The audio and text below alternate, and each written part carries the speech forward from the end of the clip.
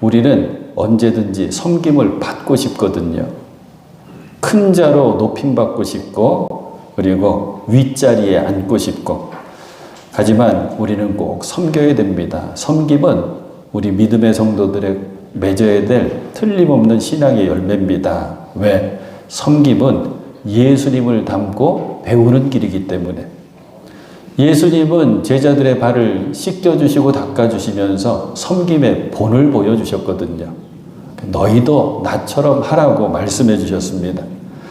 섬김은 세상과 구별되는 우리들의 모습이라고 했습니다. 섬김으로 우리는 사람이 높여주는 높임이 아니라 하나님께서 높여주시는 진정한 그런 높임을 우리가 꼭 경험해야 된다고 또한 배우고 기억하자고 했습니다. 오늘은 신앙의 열매 그리고 성령의 열매이기도 한 충성에 대해서 생각하면서 말씀 은혜 나누도록 하겠습니다. 오늘 말씀의 배경은 다윗과 다윗의 신하들 이야기, 정확히는 3명의 다윗의 부하 장군들의 이야기입니다. 다윗은 자신의 인생을 마무리하면서 사무엘기하 22장에 하나님을 찬양하는 노래를 남깁니다. 사무엘기하 22장을 펼쳐보면 다윗의 승전가 이렇게 되어 있거든요. 그리고 이 말씀은 그대로 옮겨져서 시편 18편 말씀이 됩니다.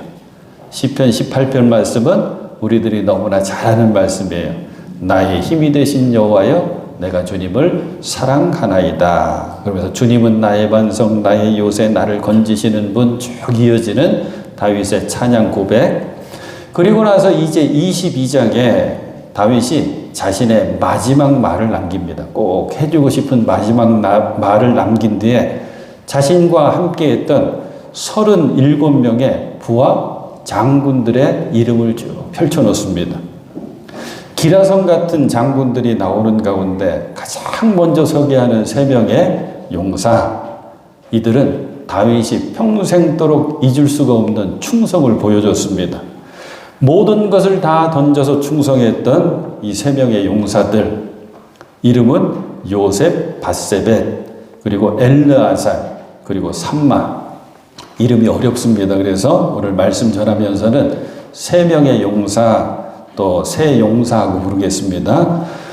사랑하는 여러분, 충성은 언제 나오나요? 위기 속에서, 곤경 속에서 충성은 빛을 발하게 되어 있습니다.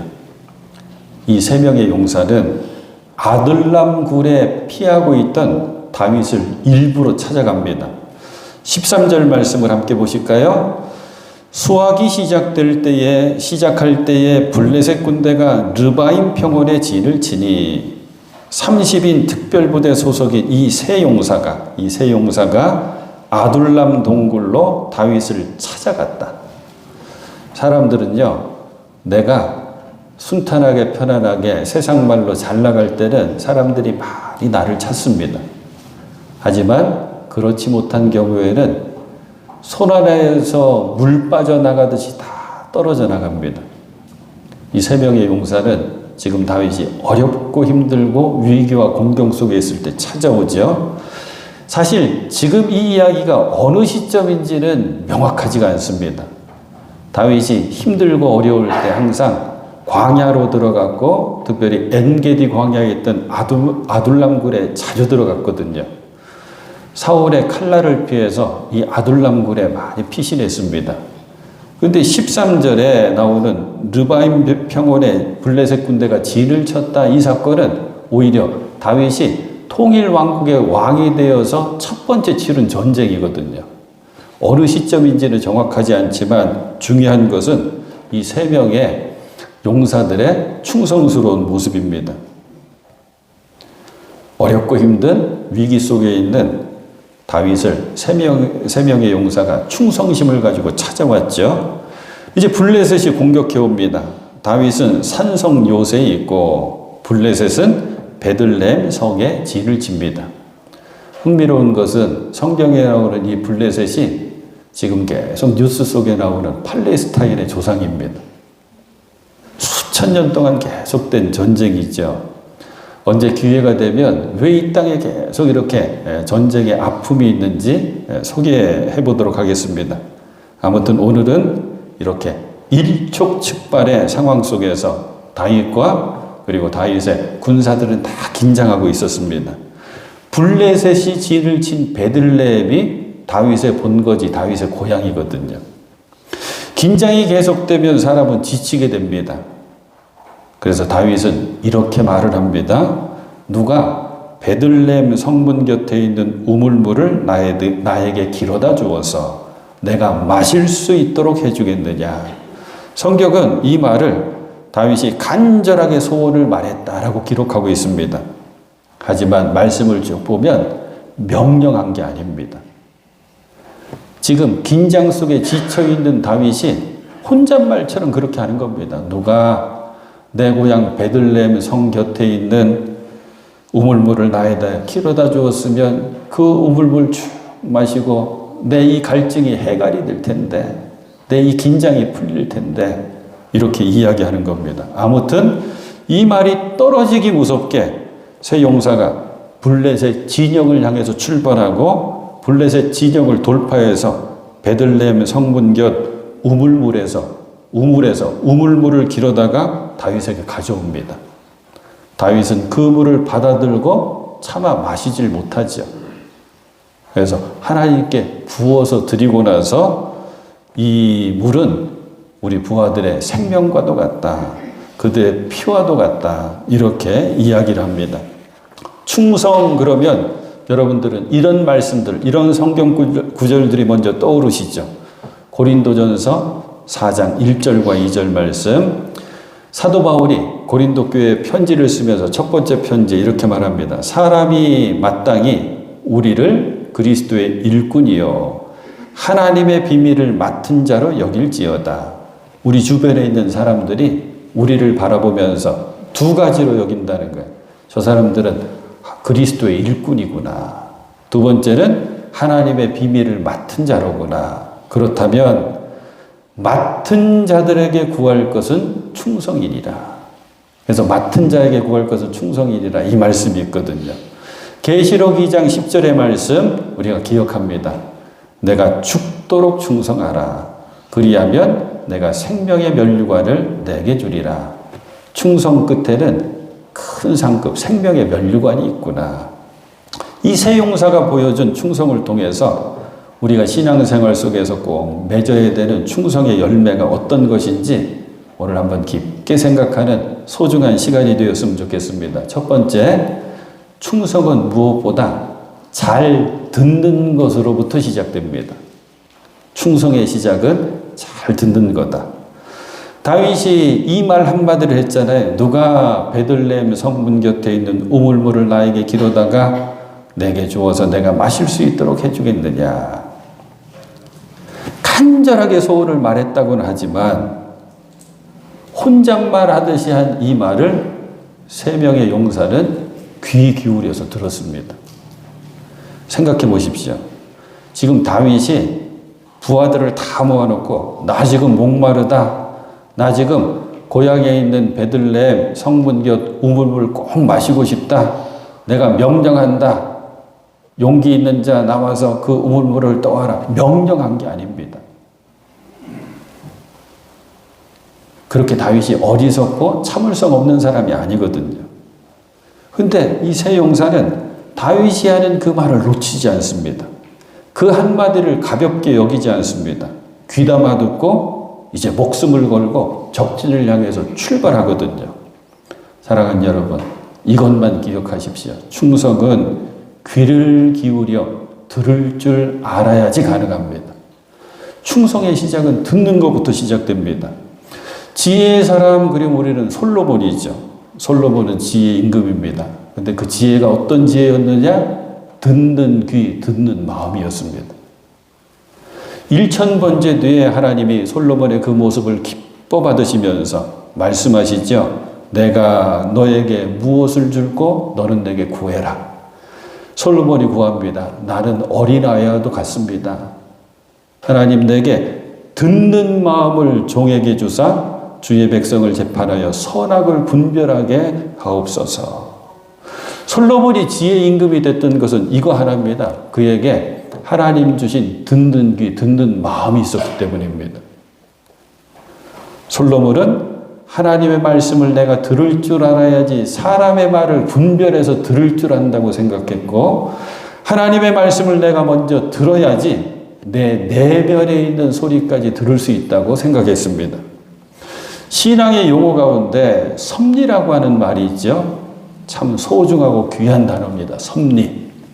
이렇게 자주 사용하죠. 온 우주 만물은 하나님의 섭리 가운데 있다. 섭리라고 하는 말 많이 씁니다. 근데 섭리라고 하는 뜻이 뭐냐면 하나님께서 나를 붙잡아서 하나님의 뜻대로 인도하신다고 하는 의미거든요. 섭이라고 하는 한자가 자주 쓰지 않는 한자인데 이게 잡는다, 그리고 당긴다, 붙든다 이런 섭자랍니다.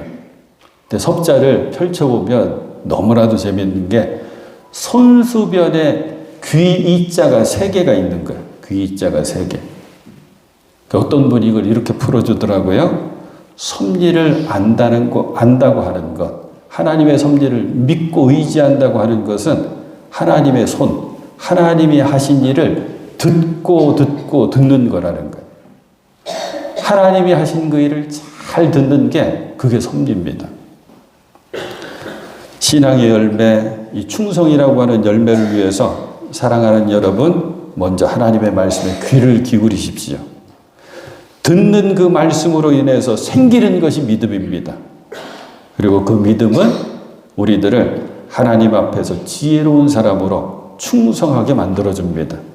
믿음은 들음에서 나고 들음은 말씀으로 말미암기 때문이죠. 잘 듣는 여러분 되실 수 있기를 축복합니다. 충성의 시작입니다. 두 번째 충성은 작은 일도 소중히 여기는 것입니다. 조금 더 제가 강조해서 표현하면 작은 일을 오히려 소중히 여기는 것. 고향에 우물물 마시고 싶다. 다윗의 이 소원 절대 큰 일이 아니죠. 사소한 일입니다. 문제는 지금 그 우물물을 구하기 위해서는 목숨을 걸어야 됩니다. 그래서 부하들은 이렇게 다윗에게 말할 수 있었습니다. 다윗이여, 지금 상황이 어떤 상황입니까? 웬 베들레헴 우물물 타령입니까?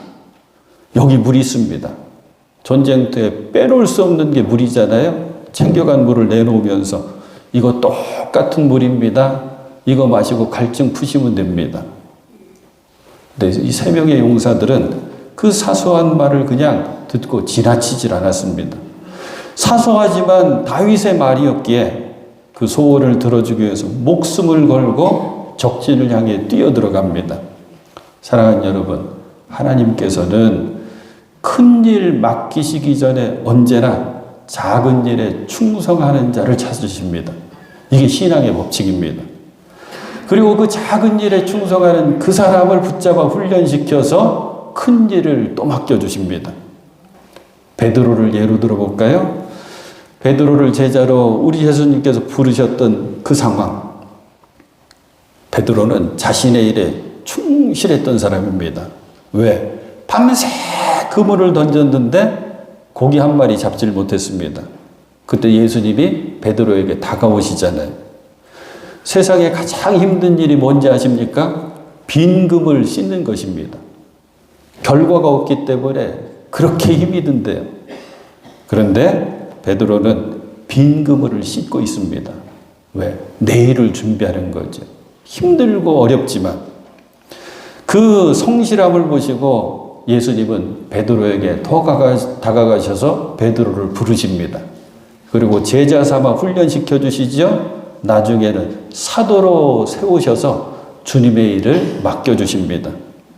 사람들은 큰 일을 꿈꾼다고 하면서 지금 주어진 작은 일들에 소홀할 때가 많이 있습니다. 목사님들의 격언들이 있거든요. 목회할 때 꼭 기억해라 하는 격언들. 얼마 전에 어떤 목사님으로부터 들은 건데 손뼉을 치면서 맞다고 제가 인정할 수밖에 없었어요. 그 목사님 하시는 목회 격언, 사소한 일에 목숨 거는 게 목회다. 사소한 일에 목숨 걸지 말라 그러잖아요. 큰 일 해야지. 왜 사소한 일에 목숨 거냐? 목회는 그게 아니라는 거예요. 사소한 한 거 놓치지 말고 늘 바라보면서 그거 꼭 기억하면서 목회해야 된다. 참 의미가 있습니다. 신앙의 열매, 충성이라고 하는 열매의 비밀이 바로 이것입니다. 하나님은 작은 일에 충성하지 않는 사람 절대 큰일 맡겨주실 수가 없습니다. 작은 일에 충성해야 더 큰 일 맡기시고 그 일에 또 충성해야 더 귀한 일 맡기시고 그래서 마태복음 25장 23절 달란트 비유 끝에 이 말씀을 주십니다. 착하고 충성된 종아 내가 작은 일에 충성하였으며 내가 많은 것을 내게 맡기리니 내 주인의 즐거움에 참여할지어다. 이 믿음이 있는 사람은 지금 가지고 있는 것에 먼저 감사합니다. 왜? 하나님이 주셨기 때문에. 그래서 나를 돌아보면 내 물질은 작습니다. 내 건강은 부족합니다. 하지만 지금 주어지신 작은 물질로 부족한 건강으로 사명을 감당하려고 몸부림칩니다. 그게 충성이거든요. 그러면 놀랍게 그것을 하나님 기뻐 받으시면서 더 큰 힘과 능력을 더해 주십니다. 사랑하는 여러분, 작은 일에 충성하는 게 그게 충성의 시작인 것, 이것도 놓치지 마십시오. 세 번째 충성은 그 모습의 특징이죠. 조용히 행동합니다. 드러내려고 하지 않습니다. 세 명의 용사는 다윗의 말을 듣고 내가 우물물을 가져와야지 세 명이 한마음 되어서 출발, 행동을 합니다. 그런데 그 모습을 보면 다윗에게 세 명의 용사가 딱 나타나서 제가 한번 가져와 보겠습니다. 제가 아니면 그 어려운 일, 그 힘든 일, 그 위험한 일 감히 누가 하겠습니까? 우리는 할 수 있습니다. 이렇게 요란스럽게 말하지 않습니다. 자기들 간다고 하는 소리도 없이 조용히 가서 우물물을 떠오거든요.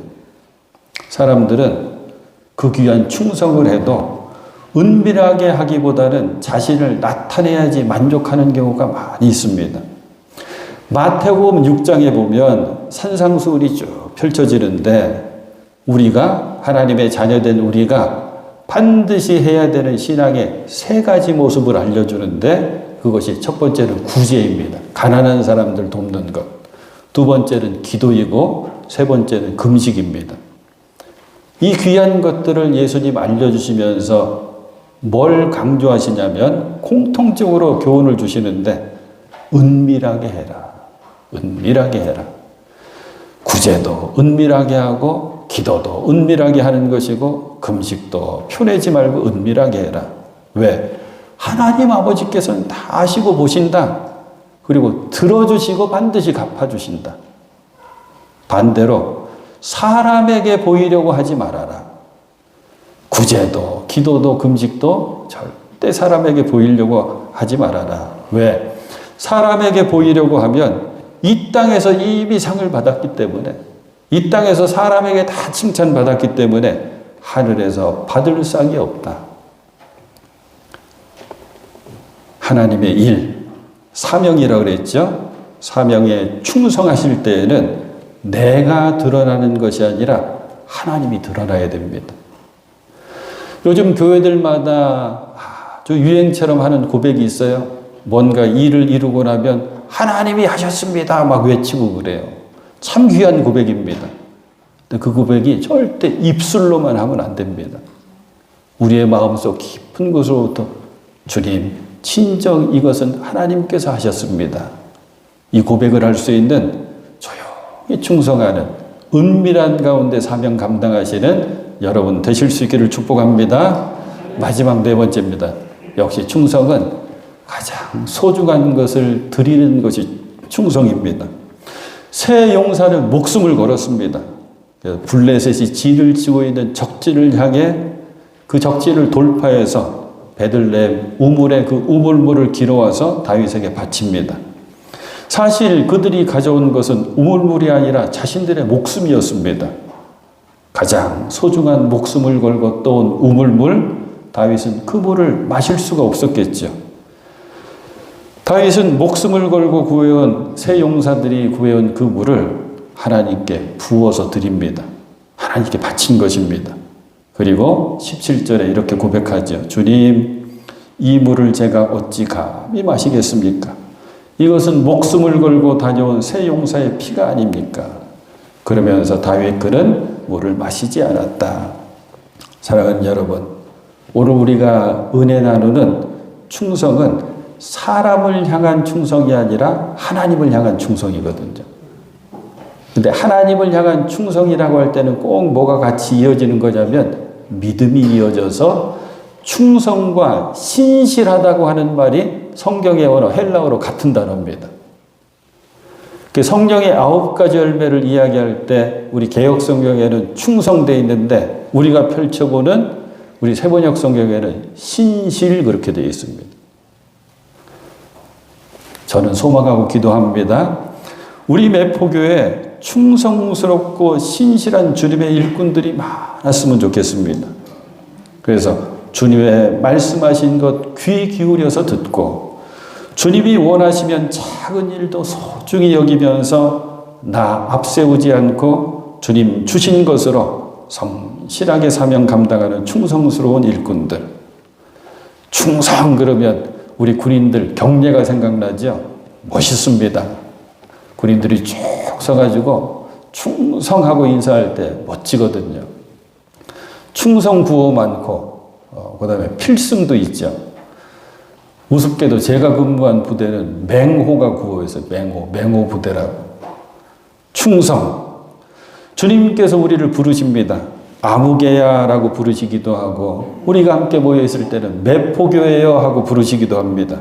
그럼 우리 모두가 충성하고 대답하면서 주님 바라시고 원하시고 기뻐하시고 영광 받으실 주님의 일들을 충성스럽게 감당할 수 있는 우리 교회와 우리 모두가 될 수 있기를 소망하고 축복합니다. 잠언의 말씀 읽어드리고 마칩니다. 잠언 25장 13절 충성된 사자는 그를 보낸 이에게 마치 추수 날의 얼음 냉수 같아서 능히 그 주인의 마음을 시원하게 하느니라. 아멘.